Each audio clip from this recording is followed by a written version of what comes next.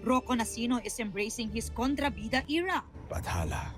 Sa pagtatapos kasi ng Kapuso Telefantasia na Encantadia Chronicles Sangre, ipinakita ang karakter niyang si Akil na mukhang sasanib sa puwersa ng kadiliman. Tila more to come pa nga raw dahil sa upcoming GMA Prime action series na Hari ng Tondo. Gaganap daw muling kontrabida si Rocco, na kasapi ng isang sindikato. Dito niya makakaharap sina Kapuso Drama King Dennis Trillo at Kapuso Primetime Prince Ruru Madrid. Marami raw silang action and fight scenes, kaya naghahanda na raw siya at tiyak na magagamit niya ang mga natutuhan bilang celebrity dance star sa Stars on the Floor. Yung mga skills na nakuha ko sa Stars on the Floor, parang gusto kong gamitin dito.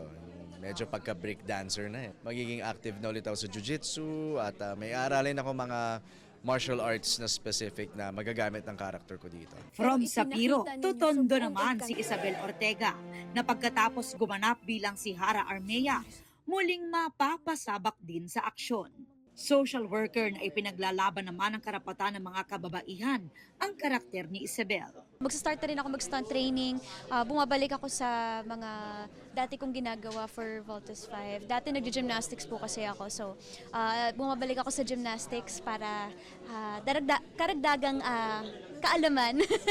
Yes, skills para sa mga fight scenes. And speaking of fight scenes, very proud naman si Isabel sa boyfriend na si Miguel Tan Felix na hinahangaan sa pagganap as Galo Villarreal sa GMA Prime series na Task Force Firewall. Feeling ko parang 3 times a day ko ata nasasabi sa kanya kung gaano ako proud sa kanya kasi alam ko pinaghirapan niya to. And isa rin yun sa mga reasons kung bakit ako nai-inspire na galingan ko rin sa sarili kong craft. Talagang we support each other and kahit na magkahiwalay kami ng projects ngayon, talagang we make sure to make time and iparamdam pa rin na nandyan pa rin kami para sa isa't isa.